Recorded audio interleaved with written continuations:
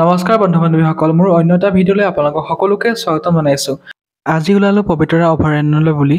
আপোনালোকে সকলোৱে নিশ্চয় জানেই যে পবিতৰা অভয়াৰণ্যখন আছে মৰিগাঁও জিলাত। পবিতৰা অভয়াৰণ্যখন ইষ্টাব্লিছ হৈছিলে 1987ত।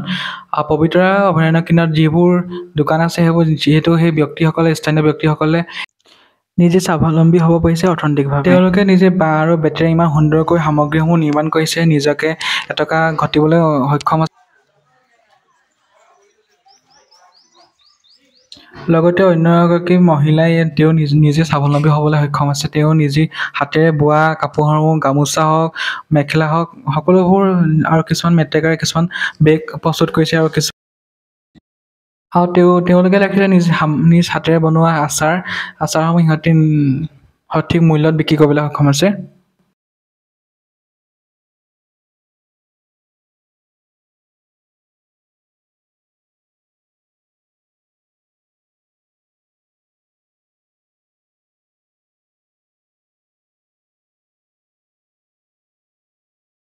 পবিতৰা অভয়াৰণ্যৰ পৰা ঘূৰি আহি সোমালোঁ অসম বিখ্যাত যাদু নগৰী মায়ঙত মিউজিয়ামত সোমালোঁ। তেওঁলোকে মায়ঙৰ কিছুমান আপুৰুগীয়া সম্পদ যিবোৰ হেৰাই গৈছে বৰ্তমান সময়ত দেখিবলৈ পোৱা নাযায়, সেইবোৰ ইমান ধুনীয়াকৈ মিউজিয়ামত সংৰক্ষণ কৰিছে।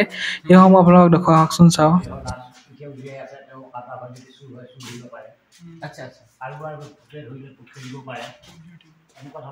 এই ককাজনে সকলোবোৰ আমাক বুজাই গৈছে এফালৰ পৰা। যিসকল ব্যক্তিয়ে অতীজৰ পৰা যাদুৰ মন্ত্ৰৰ লগত জড়িত হৈ আছে, সেই ব্যক্তিসকলৰ কিছুমান ফটোসমূহ তেওঁলোকে কেনেকৈ যাদু কৰিছিলে, কেনেকৈ কি ঔষধ পাতি দিছিলে, সেইসকল প্ৰত্যেকটোৰ ফটো ইয়াতে ৰখা হৈছে, সংৰক্ষণ কৰা হৈছে। এই ককাজনে সকলোবোৰ কোনে কি কৰিছিলে সকলোবোৰ আমাক বুজাই গৈছিলে। হয়তো চাগে কিছুমান ব্যক্তি এতিয়া আমাৰ মাজত নাই, কিছুমান ব্যক্তি এতিয়াও আছে বুলি কৈছে। তেওঁলোকে এতিয়াও যাদু মন্ত্ৰ কৰে, কিছুমান ভাল কাম ইউজ কৰে বুলি কৈছে। আজি ক্ষেত্ৰত কিছুমান আছে পৌৰাণিক কিছুমান মন্ত্ৰপুথি, সেইবোৰ মন্ত্ৰপুথিবোৰ ইয়াত সংৰক্ষণ কৰা হৈছে, যিবোৰ ভালসমূহ বোলে সংৰক্ষণ কৰি আছে ভাল ধুনীয়াকৈ।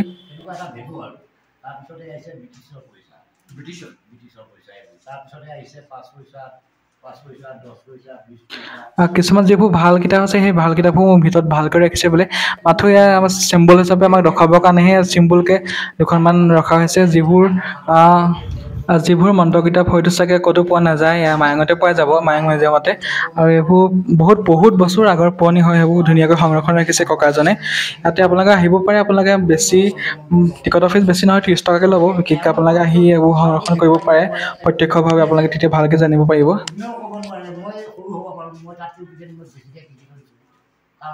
সৰুৱেও কেতিয়াবা ডাঙৰ সহায় কৰিব পাৰে ন, গতিকে সেইটো ডাঙৰ কথা নহয়। গতিকে তেওঁ বুঢ়াই হৈছে যেনিবা, বুঢ়া হ'লেও যদি তেওঁ যদি ইমানখিনি বেছি সাধনা নাই, মই যদি বা ডেকাই হ'লোঁ, মই যদি অলপ বেছি সাধনা আছে, জ্যেষ্ঠ কাপোৰ এতিয়া আছে নে নাই তেনেকুৱা আগৰ পৰিৱেশ? এতিয়াও আছে, যিবিলাক আছে কাৰণে এতিয়া এজন আছে প্ৰবীণ শইকীয়া, মই ক'লোৱে যদি তোমাৰ প্ৰয়োজন হয় যাব পাৰা।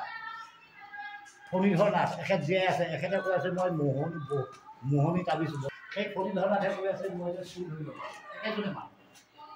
একেজনে মানুহ তেওঁ তাত দেখিছে মই মোহনী জ্যেষ্ঠ কৰ্ম অনুসাৰে। তুমি তোমাৰ ওচৰত গ'লে তুমি যেতিয়া দোকান এখন দি আছা, তুমিয়ে জ্যেষ্ঠ নহয় জানো? গতিকে তুমিওতো সৰু বুলি নোপোৱা, ময়ো সৰু বুলি নকওঁ, নিজকে সৰুৱে ডাঙৰে বুলি কয় ন। আগত অলপ কম হৈছিলে, আগত আছিলে কালা যাদু, আৰু এতিয়া কালা যাদুটো নাই। যিটো কালা যাদু কৰে তেওঁলোকে, যিটো নামে কালা, তাক দেখা নোপোৱা, যিটো তোমাক নেদেখাকৈ মই আক্ৰমণ কৰিব পাৰোঁ। আৰু এতিয়া তুমি চোৱা, তাতে আমাৰ বাঘ এটা কৰি আছে, তাতে মানুহ আছে, মন্ত্ৰ শক্তিত বাঘ বান্ধিব পাৰি। তুমি লংকাত থাকা নাই, ইয়াতে যদি মন্ত্ৰ শক্তিত তোমাৰ নামটো পাব লাগে খালি। এতিয়াও আছে এইবিলাক, যিটো কলা যাদু বুলি ক'লে তুমিয়ে বেয়া পাবা কৰিলে। কলা যাদু হ'ল মানে মানুহ মাৰা, বেয়া কৰাটোৱে হ'ল কালা যাদু নহয় জানো? মই যিটো তোমাক দেখা দিব নোৱাৰিম, সেইটো হ'ল কালা যাদু। আৰু সেইটো যেতিয়া যাদু কৰা যায় তেতিয়াহ'লে শক্তি সাধনা কৰিব লাগিব, মানে বলি সাধনা কৰিব লাগিব। তোমালোকে জানাই যে ডাঙৰ ডাঙৰ যিবিলাক তন্ত্ৰ মন্ত্ৰ কৰা মানুহ, সেইবিলাকতো শ্মশান পূজা কৰে, হয় না নহয়? শ্মশানত আমাৰ শ্মশান নাই।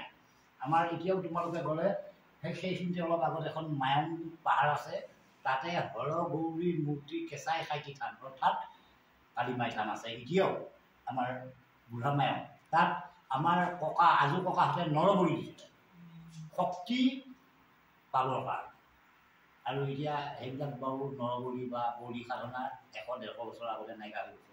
আৰু এতিয়া যিবিলাক কৰি আছে এইবিলাকৰ কাৰণে আমাৰ কোনো শক্তিৰ সাধনা নালাগে আমি কোনো বেয়া কৰ্ম নকৰোঁ যেতিয়া আমাৰ শক্তিৰ দৰকাৰো নাই আমি শ্মশানতো যাব নাই আৰু এতিয়া যদি কাৰোবাক এইবিলাকে আমি দেখাইছোঁ যে ইয়াতেতো কোনেও এটাও বেয়া দেখিব পৰা নাই তাতে কৈ আছে তিলক হাজৰিকা এইজন তোমালোকে দেখিছাই যদি এতিয়া তোমালোক আৰু কোনোবাই কৈ আছে যে মোক কাৰোবাক যদি কোনোবাই বেয়া কাৰণত বান মাৰে এয়া বান মাৰা মতে দেখিছিলে বান কাটিব পাৰে তাৰমানে কাৰোবাক যদি কোনোবাই বান মাৰে বেয়া কৰ্ম কৰাৰ কাৰণে আৰু কোনোবাই ভালো কৰিব পাৰে তাৰে এটা পৰিমাণ এইজন বিষ্ণুনাথ এতিয়াও আছে এইজন আছে সেইজন আছে এইজন আছে এইবিলাক এতিয়াও মানুহ বৰ্তমান জীয়াই আছে যিবিলাক তন্ত্ৰ কৰিব পাৰে ইয়াৰ কাৰণে হয়তো কেতিয়াবা বাহিৰৰ মানুহ বা দূৰ দূৰ মানুহ আহিছে তেওঁলোকে হয়তো ঘৰ চিনি নাপালেও মিউজিয়ামত আহিছে মই ধুনীয়াকৈ তেওঁলোকক দিহা দিছোঁ সেইমতে গৈছে আৰু কাম কৰি গুচি গৈছে আৰু তাৰ পৰা ফোন কৰি থাকে যে খুৰা আপোনাৰ কাৰণে আমি সেই মানুহজনৰ অলপ ওচৰ লগ পালোঁ আপোনাক ধন্যবাদ দিলোঁ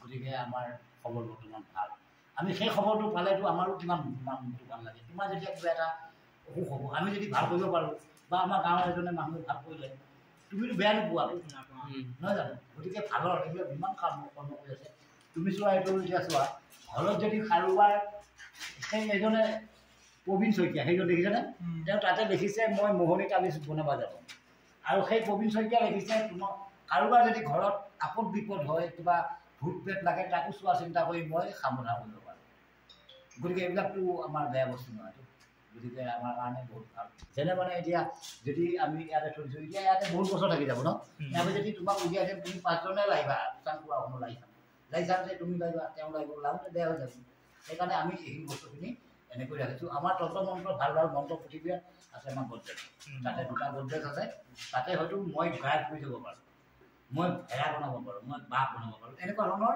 তন্ত্ৰ মন্ত্ৰ পৃথিৱীৰ এতিয়াও তাতে আছে এইবিলাক আমি সাধনা আচ্ছা এইবিলাক সাধনা কৰিব কাৰণে বুঢ়ী সাধনা কৰিব ভাল কৰিবৰ কাৰণে এতিয়া এইবিলাক চোৱা টনচিল যাইব পাৰে হয় নে নহয় এতিয়া টনচিল যাইব লগা হ'লে আমি কুলা কচু ঠাই দিয়ে টনচিল যায় আমাক বেলেগ জ্বৰৰ কাৰণে কুলা কচু 3ডাল হ'লে আমি তোমাৰ টনচিল যাইব পাৰোঁ আমি যদি জণ্ডিছ যাইব লগা হয় তেনেহ'লে 7টা কচু পাত অলপ মিঠাতেল অলপ পানী হ'লে তোমাৰ জণ্ডিছ যাই দিব পাৰোঁ আমাক বেলেগ বস্তু দৰকাৰ বেলেগ অসুখ খোৱাব দৰকাৰ নাই যদি পাইলছ হয় পাইলছৰ আমি মেডিচিন দিব পাৰোঁ যিটো খালে পাইলছটো বেয়া হৈ যাব তুমি যোৱা মেডিকেলত ভাল কৰিব নোৱাৰে পাইলছ মই গেৰাণ্টি দিব পাৰোঁ জণ্ডিছ নোৱাৰে মই গেৰাণ্টি নোৱাৰে আমি এইবিলাক গেৰাণ্টি দিব নকৰোঁ আপুনিও কিবা দিয়ে নেকি ঔষধ পাতি কিবা আমি আৰু আমাৰ লগতে যেতিয়া বস্তুবিলাকতো আৰু সৰুৱে সুৰা হ'লেও এটা দুটা এতিয়া তুমিয়ে যদি কিবা এটা কোৱা বোলে খুৰা মোৰ নাইটো পেটটো বিষাই আছে মই হয়তো লাই চালে গম পাই যাম পেটটো কিয় বেয়া আছে নাইহে গৈছে নাই নে পেট বিষাই আছে ঠিক তেনেকুৱা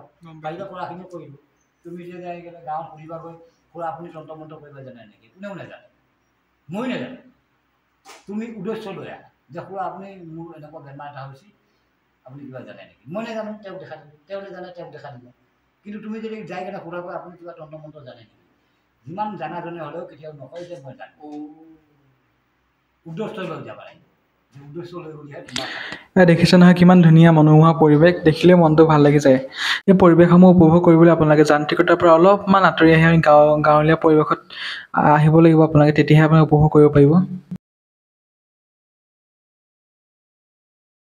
আজিৰ ভিডিঅ'টো ইমানেই আছিলে যদিহে মোৰ ভিডিঅ'টো চাই ভাল পায় তেন্তে হ'লে লাইক কমেণ্ট এণ্ড ছাবস্ক্ৰাইব কৰি দিব ধন্যবাদ